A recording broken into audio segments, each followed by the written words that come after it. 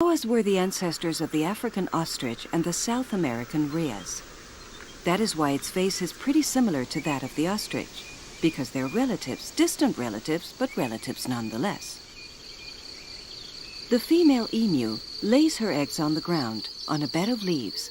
Then she forgets about them, and it is the male that incubates them all by himself.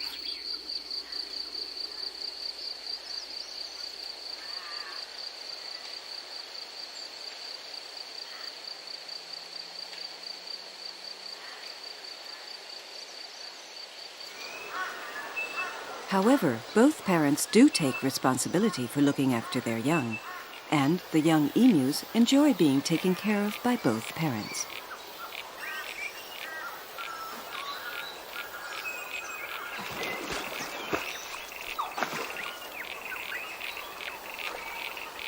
Compared to the rest of the many different species that inhabit these jungles, the cassowaries are rather tall birds, measuring 2 meters and weighing around 60 kilos.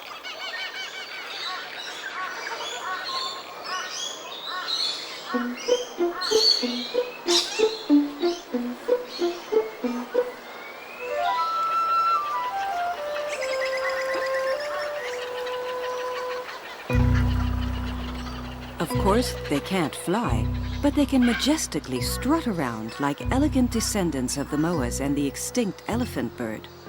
A bird that measured 4 meters and weighed half a ton.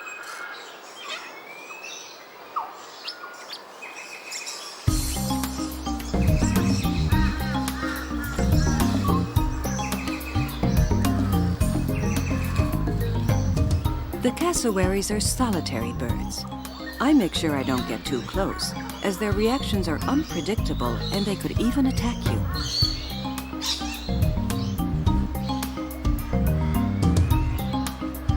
And that protuberance called the casque that they have on their heads accentuates the air of menace.